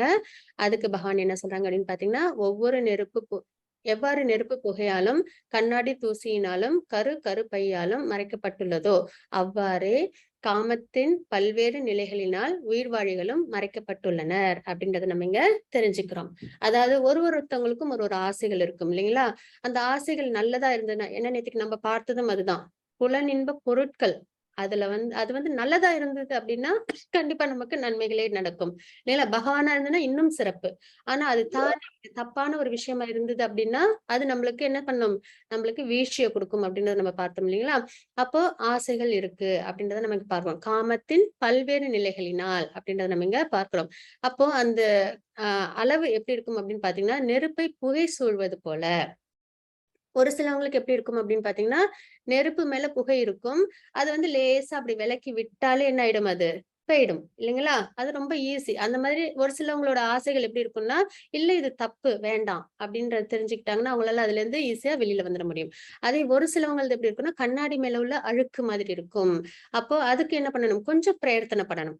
இல்ல இது தப்பு, இது நம்மளுக்கு வேண்டாம் அப்படின்றத அவங்க இன்னும் கொஞ்சம் ஸ்ட்ராங்கா அதை அவங்க கண்ட்ரோல் பண்ணணும் இல்லைங்களா? கண்ட்ரோல் பண்றதுன்றத விட வேற நல்ல விஷயங்களை என்கேஜ் பண்ணிக்கணும். அப்போ அந்த மாதிரி ஒரு விஷயம். இன்னொன்னு பாத்தீங்கன்னா, கருப்பையா, அதாவது கருப்பை எப்படி மூடி இருக்கோ அந்த அளவுக்கு அது ரொம்பவே ஸ்ட்ராங்கா இருக்கும் இல்லைங்களா? அந்த அளவுக்கு அவங்களுக்கு ஆசைகள் எப்படியாவது அடைஞ்சிடணும். அது தப்பாவே இருந்தாலும் பரவாயில்ல, அது அடைஞ்சிடணும் அப்படின்ற மாதிரி 3 விதமா இருக்கு அப்படின்றத நம்ம இங்க பார்க்கிறோம். இது நெருப்பை புகை சூழ்வது போலன்றதை மனிதர்களுக்கு ஒப்பிடலாம். கண்ணாடி மேல தூசு உள்ளதுன்றது மரங்கள், செடி, கொடிகள். அதே மாதிரி அனிமல்ஸ்க்கு இதை நம்ம ஒப்பிடலாம். சரிங்களா? ஹரே கிருஷ்ண மாதாஜி. 3.42 इन्द्रियाणि पराण्याहु इन्द्रियेभ्य परं मनः मनसस्तु परा बुद्धि यो बुद्धे परतस्तु सः। செயலாற்றக்கூடிய புலன்கள் ஜட பொருள்களை விட உயர்ந்தவை. மனம் புலன்களை விட உயர்ந்தது. புத்தி மனத்தை விடவும் உயர்ந்தது. மேலும் அவனோ, ஆத்மாவோ புத்தியை விட உயர்ந்தவன் அப்படின்றத நம்ம இங்க பார்க்கிறோம். சரிங்களா? இதுக்கு ஒரு சார்ட் இருக்கு, அதை நம்ம பார்த்தா தெரிஞ்சிடும். சரிங்களா? இதுல என்ன அப்படின்னு பாத்தீங்கன்னா, நம்மளோட உடம்பு இருக்கு இல்லைங்களா? இது ஒரு சேரியட் மாதிரி, ஒரு ரத்தம் மாதிரி. இதுல பாத்தீங்க அப்படின்னா சென்சஸ் இருக்கு இல்லைங்களா? புலன்கள். இது எல்லாம் அதாவது 5 குதிரைகள் மாதிரி. கண்ணு, மூக்கு, காது, கை, வாய். இதெல்லாம் 5 குதிரைகள் மாதிரி. சரிங்களா? அதுக்கப்புறம் மனம்ன்றது கயிறு மாதிரி. அதே இன்டெலிஜென்ஸ் அப்படின்றது டிரைவர் மாதிரி. சரிங்களா? அந்த வண்டியை செலுத்தக்கூடிய ஓட்டுநர் மாதிரி. அதுக்கப்புறம் நான் அப்படின்றது இந்த ஆத்மா. ஆத்மா என்ன விருப்பப்படும்? சச்சிதானந்த ஸ்வரூபம் இல்லைங்களா? அது என்ன விருப்பப்படும்? பகவானுக்கு பக்தி சேவை செய்யறதுல அது முழுமையா லயிச்சிருக்கணும்னு ஆசைப்படும். அப்போ இந்த சென்சஸ் எல்லாம் என்ன பண்ணும் அப்படின்னு பாத்தீங்கன்னா, வேற வேற விஷயங்கள் அதை பார்க்கும்போது, ஜட பொருட்களை பார்க்கும்போது அந்த விஷயத்துல அதுக்கு ஈடுபாடு ஏற்பட்டு அது என்ன பண்ணும், அதுல போகிறதுக்கு அது பிரயத்தனிக்கும். அப்போ மனம் அப்படின்றது என்ன அப்படின்னு பாத்தீங்கன்னா, அது நமக்கு நண்பன், விரோதி மாதிரி. அது என்ன பண்ணணும் அப்படின்னு பாத்தீங்கன்னா, இன்டெலிஜென்ஸ் சொல்லும், இல்ல இது நல்லது, இது கெட்டது, தர்மம் சிறந்தது, அதர்மம் தப்பானது அப்படின்றத சொல்லும். மனம் அதை கேட்டுக்கிட்டு இந்த சென்சஸ் என்ன பண்ணணும், கண்ட்ரோல் பண்ணணும். அதே இந்த மனம் இன்டெலிஜென்ஸ் சொல்றதை கேட்காம சென்சஸ் கண்ட்ரோல் பண்ணல அப்படின்னா அதர்ம வழிக்கு போகும். சரிங்களா? அப்போ இந்த ரத்தம்னு ஒண்ணு இருக்கு. அது அந்த குதிரைகள் கண்ட்ரோலா இருக்கும்போது போய் சேர வேண்டிய இடத்துக்கு அந்த ரத்தம் போய் சேரும் இல்லைங்களா? அதே இந்த குதிரைகள் கண்ட்ரோல்ல இல்ல அப்படின்னா என்ன ஆகும்? ஒரு ரத்தம் போகாது. அது போய் என்ன ஆகும்? ஆபத்துல கொண்டு போய் அத நம்மள விட்டுடும் இல்லைங்களா? அதே மாதிரிதான் இந்த ஜட வாழ்க்கையில அதர்மமான விஷயத்துல நம்மளோட புலன்கள் போகும்போது, நமக்கு என்ன ஆயிடும் அது? பாபச் செயல்கள குடுக்கும். அதனால நம்மளுக்கு தவறுகளுக்கான தண்டனைகள் கிடைக்கும். அதனால நமக்கு நன்மை ஏற்படாது. அதே நம்மளோட புலன்கள் வந்து ஆன்மீகத்துல ஈடுபடும் பொழுது, நல்ல விஷயங்கள்ல ஈடுபடும் பொழுது, அதுக்கு என்ன கிடைக்கும்? நன்மைகளே கிடைக்கும். அப்புறம் ஆத்மா போய் சேர வேண்டிய இடம் என்ன அப்படின்னு பார்த்தீங்கன்னா, பகவான் தான். அதாவது ஒரு குழந்தை காலையில ஸ்கூலுக்கு கிளம்பி போகுது வீட்ல இருந்து, திரும்பி எங்க வரும்? வீட்டுக்கு தான் வரும் இல்லைங்களா? அதே மாரி ஆஃபீஸ்க்கு போறோம், வெளியில போறோம் அப்படின்னா, காலையில கிளம்பி போவோம். ஆனா திரும்பி எங்க வருவோம்? வீட்டுக்கு வருவோம் இல்லைங்களா? அதுதான் டெஸ்டினேஷன் நமக்கு. அதே மாதிரி தான் நம்ம எல்லாரும் பகவான் கிட்ட இருந்து வந்திருக்கோம். ஆனா நம்ம எங்க போகணும் திரும்பி? பகவான் கிட்டயே தான் நம்ம போகணும். அது கண்டிப்பா நடக்கும். எல்லா ஜீவராசிகளுமே கண்டிப்பா பகவான தான் ஒரு நாள் இல்லனாலும் ஒரு நாள் போய் சேர வேண்டிய இடம் பகவான் தான். முக்தி பகவான் கிட்ட மட்டும் தான் நமக்கு கிடைக்கும். இந்த பிறப்பு இறப்பு சுழற்சியில இருந்து நம்மளுக்கு பகவான் தான் முக்தி குடுப்பாங்க இல்லைங்களா? அப்ப அதுதான் நம்மளோட டெஸ்டினேஷன். ஆனா ஒரு சிலவங்க என்ன பண்ணுவாங்கன்னா, வேலைய முடிச்ச உடனே வீட்டுக்கு வந்துருவாங்க. ஒரு சிலவங்க என்ன பண்ணுவாங்க, வேற வேற இடத்துல போயி நெறைய டைம் எல்லாம் ஸ்பெண்ட் பண்ணிட்டு கடைசியா வருவாங்க இல்லைங்களா? அதே மாதிரி தான். ஆன்மீகத்துல நல்லபடியா ஈடுபாடு உள்ளவங்க என்ன பண்ணுவாங்க? கடகடன்னு பக்தி சேவையில ஈடுபட்டு, பகவான சந்தோஷப்படுத்தி, பகவானுக்காக அவங்களோட வாழ்க்கைய அர்ப்பணிப்பாங்க. பகவான அவங்க அடைஞ்சிருவாங்க. அதே சென்ஸ் கிராட்டிஃபிகேஷன்ல உள்ளவங்க கொஞ்சம் சிரமப்பட்டு, காலம் தாழ்த்தி, அப்புறம் அவங்களுக்கு ஒரு புரிதல் ஏற்பட்டு, அதுக்கப்புறம் அவங்க என்ன பண்ணுவாங்க? பகவானுக்கு பக்தி சேவை செஞ்சு பகவான அடைவாங்க. இப்ப நம்ப எல்லாம் இங்க இருக்கோம். பகவத்கீதை தெரிஞ்சுக்கிறோம். வாழ்க்கைய எப்படி வாழணும்ன்றத நம்மளால புரிஞ்சுக்க முடியும். அதனால நம்பலாம் என்னது? கண்டிப்பா நம்ப சுக்ருதி நெறைய இருந்தா மட்டுமே தான் இதெல்லாம் வந்து நமக்கு கிடைக்கிற ஒரு விஷயம். இதெல்லாம் பொக்கிஷமான ஒரு விஷயங்கள். சரிங்களா? அப்படின்ற பட்சத்துல நம்ம இத தெரிஞ்சுக்கிட்டதுக்கு அப்புறம் நம்ம என்ன பண்ணணும்? வாழ்க்கையில அவசியம் இத நம்ப கடைபிடிக்கணும். கடைபிடிக்கும் பொழுது நம்மளால கண்டிப்பா இந்த பிறப்பு, இறப்பு அப்படின்ற சுழற்சியிலிருந்து பகவான் கிட்ட நித்தியமான அது ரொம்ப சந்தோஷமான ஒரு உலகம். அங்க வந்து நம்ம பார்த்தீங்கன்னா, எந்த விதமான கஷ்டங்களும் நம்மளுக்கு கிடையாது. இங்க பார்த்தீங்கன்னா 4 ப்ராப்ளம் எப்பயுமே உண்டு. பர்த், டெத், ஓல்ட் ஏஜ் டிசீஸ்ன்னு சொல்லுவாங்க. அதாவது பிறப்பு, இறப்பு, முதுமை, அப்புறம் நோய். இந்த 4மே எல்லா லிவிங் என்டிட்டிஸ்க்கும் உண்டு. தனிப்பட்ட பிரச்சனைகள் நெறைய இருக்கும் நம்ம ஒவ்வொருத்தவங்களுக்கும். ஆனா, பொதுவா உயிரினங்களுக்குள்ள பிரச்சனைன்னு பார்த்தீங்கன்னா, பிறப்பு. பிறப்புன்றது ஒரு கஷ்டமான ஒரு விஷயம் இல்லைங்களா? அம்மாவோட வயித்துல 9 மாதங்கள் ஒரு சாக்கு பைக்குள்ளார இருக்கிற மாரி இருப்போம். அதுக்கப்புறம் தான் நம்மளுக்கு பிறப்பு அப்படின்றது ஏற்படும் இல்லைங்களா? அதுவும் பிறப்புன்றது ரொம்ப ஈஸியான ஒரு விஷயமும் கிடையாது. அதுவும் வலி, வேதனை நிறைஞ்சது. அதுக்கப்புறம் அதே மாரி இறப்புன்றதும் என்னது? ரொம்ப சந்தோஷமான ஒரு ஈஸியான ஒரு விஷயம் கிடையாது. இல்லைங்களா? அதுக்கப்புறம் முதுமையும் என்னது? கொஞ்சம் கஷ்டமான ஒரு விஷயம். நம்மளோட வேலைகள செய்யறதுக்கே நம்ப இன்னொருத்தவங்கள எதிர்பார்க்கிற அளவுக்கு சில சமயம் நம்மள கொண்டு போய் விட்டுரும். அதே மாரி நோய் சொல்லவே வேண்டாம். நோய் வந்துச்சுனாலும் நம்மளால சந்தோஷமா இருக்க முடியாது. அப்ப இந்த 4 பிரச்சனைகளும் கண்டிப்பா யாருக்கு இருக்கும்? இந்த உலகத்துல உள்ள எல்லா ஜீவராசிகளுக்கும் இருக்கும். ஆனா இந்த விஷயங்கள் எல்லாம் எதனால வருது? நம்மளுக்கு இந்த கிராஸ் பாடினால தான் வருது இல்லைங்களா? ஆத்மாவுக்குன்றது இந்த 4 ப்ராப்ளமும் கிடையாது. அப்ப அது முக்தி அடையும் பொழுது கண்டிப்பா இந்த 4 பிரச்சனைகள் கிடையாது. எந்த ஒரு கஷ்டமும் கிடையாது. பகவான் கிட்ட எப்படி இருப்போம் அப்படின்னு பார்த்தீங்கன்னா, ஒரு குழந்தை தன்னோட அப்பா, அம்மா கிட்ட என்ன அளவு பாதுகாப்போட செல்வீகமா இருக்குமோ, அந்த அளவுக்கு நம்ம பகவான் கிட்ட எப்படி இருப்போம்? வ லிபரேஷன் ஆனதுக்கு அப்புறம் ரொம்ப பாதுகாப்போட சந்தோஷமா நம்ம இருப்போம். அப்ப அதுதான் நித்தியமான ஒரு விஷயம் அப்படின்னு தெரிஞ்சதுக்கு அப்புறம், இந்த கஷ்டங்கள் நிரந்தரமில்லாத இந்த உலகத்துல உள்ள கஷ்டங்களே நம்ம வெளியில வரணும்னா, நம்ம இந்த விஷயத்தெல்லாம் நம்ம அவசியம் ஃபாலோ பண்ணணும். அப்போ சென்ஸ் கிராட்டிஃபிகேஷன், லஸ்ட் அதுதான் எதிரி அப்படின்றத நம்ம இங்க பார்க்கிறோம். இந்த ஸ்லோகத்துல என்ன பார்த்தோம் அப்படின்னு பார்த்தீங்கன்னா, செயலாற்றக்கூடிய புலன்கள். அந்த 5 குதிரைகள் இருக்கு இல்லைங்களா? அது. அதுக்கப்புறம் ஜட பொருள்களை விட உயர்ந்தவை. புலன்கள் வந்து ஜட பொருள்களை விட உயர்ந்தவை. ஜட பொருள்கள்ன்றது என்னென்ன ஆசைகள் நம்ம பார்த்தா ஒரு பொருள பார்த்தா நம்மளுக்கு ஒரு ஆசை வரும் இல்லைங்களா? அத விட சிறந்தது புலன்கள். மனம் புலன்களை விட உயர்ந்தது. அந்த குதிரைகளை விட எது உயர்ந்தது? அந்த கயிறு. அது மனம். அதுக்கப்புறம் புத்தி மனத்தை விட உயர்ந்தது. அப்படின்னும்போது அந்த கயிற பிடிச்சிருக்கிறது யாரு? இன்டெலிஜென்ஸ் புத்தி இல்லைங்களா? அது உயர்ந்தது. மேலும் அவனோ ஆத்மாவோ புத்தியை விட உயர்ந்தவன். ஆத்மா தான் இருக்கறதுலயே உயர்ந்தது அப்படின்றத நம்ம இங்க தெரிஞ்சுக்கிறோம். அதுக்கப்புறம் பாத்தீங்கன்னா செயல்களின் தளம் அப்படின்னு பாத்தீங்கன்னா உடல் அளவுல நம்ம சந்தோஷப்படுற விஷயங்களை செய்யறது உடல் தளம். புலன்களை திருப்தி பண்ணும்போது அந்த மாதிரி செயல்கள், புலன்களை திருப்தி பண்ற செயல்கள் இருக்கும் இல்லைங்களா, அது வந்து புலன்கள் தளம் அப்படின்னு பார்ப்போம். மனத்துக்கு விருப்பமான விஷயங்களை செய்யறதுன்றது மனத்தின் தளத்துல இருந்து செய்யக்கூடிய செயல்கள். அதுக்கப்புறம் அறிவு சார்ந்த தளம்ன்றது நம்மளோட இன்டெலிஜென்ஸை யூஸ் பண்ணி, நம்மளோட புத்தியை யூஸ் பண்ணி இது சரி இது தப்பு அப்படின்ற செயல்களை நம்ம செய்யறோம் இல்லைங்களா, அதெல்லாம் வந்து அறிவு சார்ந்த தளம். ஆன்மீக தளம்ன்றது பகவானுக்கு பக்தி சேவை செய்யறது தான் இருக்கலே உயர்ந்த தலம் அப்படின்றத நம்ம பார்க்கிறோம். ஏன்னா நம்ம பார்த்துட்டு இருக்கிறது கர்மயோகம். அப்போ இந்த செயல்கள், அதாவது உடல் மூலியமா செய்யறது, புலன்களுக்காக செய்யறது, மனத்திற்காக செய்யறது, இன்டெலிஜென்ஸ்க்காக செய்யறதை விட ஆன்மீகத்துக்காக நம்ம செய்யற செயல்கள் தான் இருக்கிறதுலே உயர்ந்தது அப்படின்றத நம்ம இந்த சார்ட்ல நம்ம தெரிஞ்சுக்கிறோம்.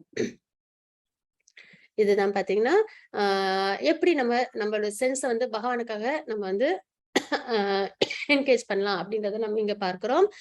அதாவது கண்ணு பகவான் அர்ச்சா விக்கிரகத்தை தரிசனம் செய்ய மற்றும் பகவத்கீதை, பாகவதம் போன்ற வேத புத்தகங்களை படிக்கவும் பயன்படுத்தப்படும் அப்படின்றத நம்ம தெரிஞ்சுக்கிறோம்.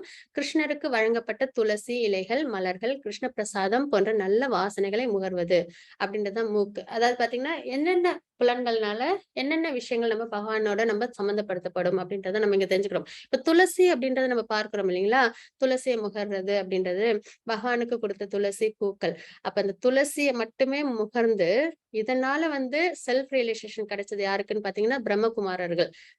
அதாவது பிரம்ம படைப்பு ஆரம்பிச்ச உடனே 4 பிள்ளைகள் பிறந்தாங்க இல்லைங்களா, 4 பிள்ளைகளை உருவாக்குனாங்க. அதாவது 4 குமாரர்கள் அப்படின்னு நம்ம வந்து சொல்லுவோம். அவங்க வந்து துளசி இலைய மோந்து பார்த்த உடனேவே இந்த மெட்டீரியல் விஷயத்துல ஜட உலகத்துல எங்களுக்கு செய்ய வேண்டிய விஷயம் எதுவுமே கிடையாது, ஆன்மீகம் பகவானுக்கு பக்தி சேவை செய்யதான் சிறந்தது அப்படின்ற அந்த ஒரு நாலேஜ் அவங்களுக்கு கிடைச்சது. சரிங்களா, அதனால அவங்க என்ன பண்ணல, வளரவே இல்லை. நாங்க பெருசா ஆனாதானே எங்களுக்கு வந்து இந்த கிரியேஷனுக்காக நாங்க வந்து எங்களை வந்து என்கேஜ் பண்ண முடியும், அதனால நாங்க இப்படி இருந்துக்கிறோம்னு சொல்லிட்டு அவங்க எல்லாருமே 5 வயது குழந்தைகளாவே நித்தியமா இருந்து பகவானுக்கு பக்தி சேவை செஞ்சாங்க அப்படின்றத நம்ம பார்க்கிறோம் இல்லைங்களா. அப்போ ஒரு விஷயத்திலயும் நம்மள வந்து நான் என்ன பண்ணணும், பகவானோட பக்தி சேவையில நம்மளோட புலன்களை நம்ம ஈடுபடுத்தணும். அதே மாதிரி காது அப்படின்ற பட்சத்துல பஜனைகளை கேட்கறது, தெய்வீகமான விஷயத்தை கேட்கறது, அப்புறம் பகவத்கீதை, பாகவதம் இந்த மாதிரி விஷயங்கள்லாம் கேட்கறது அப்படின்றத பார்க்கிறோம். கை அப்படின்னும் போது அர்ச்சனை பண்றது, பிரசாதம் செய்யறது, அந்த மாதிரி விஷயங்கள். அதாவது இப்ப நம்ம வீட்டுல டேட்டிஸ் இருக்காங்க அப்படின்னா அவங்களுக்கு நம்ம செய்யற தூப தீப ஆராதனைகள் அதெல்லாம் நம்ம வந்து பார்க்கிறோம். அதுக்கப்புறம் கிருஷ்ண பிரசாதம் போன்ற சிறந்த உணவை ருசிக்க வாய் அப்படின்றது நாக்கு. அது ரொம்பவே முக்கியமான ஒரு விஷயம். 2 செயல் தான் நாக்குக்கு. ஒண்ணு வந்து நல்லா சாப்பிடணும், நல்லா பேசணும். இந்த 2 வேலை இருக்கு இல்லைங்களா, அது 2மே பகவானுக்காக செய்யணும். ஒண்ணு நல்ல பிரசாதமா எடுத்துக்கணும், இன்னொன்னு பகவானை பத்தின விஷயங்களை பேசுறதுக்காக பயன்படுத்தணும். இந்த மாதிரி நம்ம சென்சஸ் நம்ம என்கேஜ் பண்ணும்போது ஜட உலகத்துல உள்ள விஷயங்களை நம்ம அதிகப்படியா ஈடுபடாம இருக்கிறதுனால நமக்கு என்ன ஆகாது, பாபமான செயல்கள்ல நம்ம சம்பந்தப்பட மாட்டோம் அப்படின்றத நம்ம இங்க இருந்து நம்ம தெரிஞ்சுக்கிறோம். ஹரே கிருஷ்ண மாதாஜி. சாப்டர் மாதாஜி சரி. ஓம் தத்சதிதி ஸ்ரீமத்பகவத்கீதாசு உபனிஷத்சு பிரம்ம வித்யாயாம் யோக சாஸ்திரே ஸ்ரீகிருஷ்ணார்ஜுன சம்வாதே கர்மயோகோ நாம திருத்தீயோத்யாயः. சர்வம் கிருஷ்ணார்ப்பணமஸ்து. ஹரே கிருஷ்ண மாதாஜி. ஹரே கிருஷ்ண மாதாஜி. தேங்க்யூ மாதாஜி. ஹரே கிருஷ்ணா. அத்தியாயம் 3ல நம்ம பார்த்தது கர்மயோகம். செயல் மூலியமா நம்ம பகவானோட எப்படி சம்பந்தப்படணும் அப்படின்ற விஷயத்த தான் நம்ம தெரிஞ்சுக்கிட்டோம். அதுல அர்ஜுனர் கேட்ட கேள்விகள்னு பாத்தீங்கன்னா, துரத்தல் அல்லது செயல். நான் வந்து எதுவுமே செய்யாம இருக்கிறதா சிறந்ததா, இல்ல நான் வந்து என்னோட பிரிஸ்கிரைப் டியூட்டி செய்யறது சிறந்ததா அப்படின்றதுதான் ஏக்கம் மத அப்படின்றத கேட்டாங்க. அதுக்கப்புறம் நிஷ்காம கர்மயோகம், ஞான யோகம். ஞான யோகத்தை விட நிஷ்காம கர்மயோகம் சிறந்தது. அதாவது நிஷ்காம கர்மயோகம் அப்படின்றது என்னன்னு பார்த்தோம்னா, எந்த ஒரு பிரதிபலனும் எதிர்பார்க்காம பகவானுக்காக செய்யற செயல்கள், அதுதான் நிஷ்காம கர்ம யோகா. அப்ப நியத்தம் குரு கர்ம அப்படின்ற ஸ்லோகத்தின் மூலமா நம்ம தெரிஞ்சிட்டோம். கர்ம காண்டம், கர்ம யோகா இதை பத்தி எல்லாம் நம்ம தெரிஞ்சிட்டோம். பிரவர்த்தித்தம் சக்கரம் அப்படின்ற ஸ்லோகத்தின் மூலமாக எடுத்துக்காட்டாக வழி நடத்துங்கள். நம்ம வந்து பகவானுக்கான பக்தி சேவையில் ஈடுபடும் போது நம்மளுக்கு பின்னாடி வரவங்க என்ன பண்ணுவாங்க, அதுல உள்ள சந்தோஷத்தையும் நன்மைகளையும் தெரிஞ்சுட்டு அவங்களும் அதை ஃபாலோ பண்ணுவாங்க இல்லைங்களா. அதனால எப்பயுமே எடுத்துக்காட்டாக வழி நடத்துங்கள். சரதி சிரேஷ்ட அப்படின்ற ஸ்லோகத்தின் மூலமாக மிகப்பெரிய எதிரி என்ன அப்படின்னு நம்ம பார்த்தோம். அது என்ன, இக வைரினம், லஸ்ட். ஆசை. அதுதான் நம்மளோட எதிரி. அது என்ன பண்ணணும்? பகவானுக்காக அது அந்த ஆசை இருக்கும்போது நம்மளுக்கு அது நன்மைய கொடுக்கும். அதே இந்த ஜட உலகத்துக்காக நம்ம அந்த ஆசைகள நம்ம படும்போது அது நம்மளுக்கு பந்தத்தை ஏற்படுத்தும். அப்படின்றத நம்ம இங்க தெரிஞ்சுக்கிறோம். அப்ப பகவானுக்காக நம்ம முடிஞ்ச வரைக்கும் நம்மளோட செயல்கள செய்யும்போது நம்ம கர்மயோகத்துல பகவான நம்ப அடைய முடியும். கர்மயோகத்தின் மூலியமா அப்படின்றத நம்ம இன்னைக்கு இந்த சாப்டர்ல நம்ம தெரிஞ்சுக்கிறோம். வாஞ்சா கல்பத்தரூபஸ்ய கிருபா சிந்து பயேவச்ச பதிதானாம் பாவனேபியோ வைஷ்ணவேபியோ நமோ நமः. அனந்த கோடி வைஷ்ணவேந்துக்கு ஜெய். ஸ்ரீல பிரபுபாத் கி ஜெய். ஹரே கிருஷ்ணா.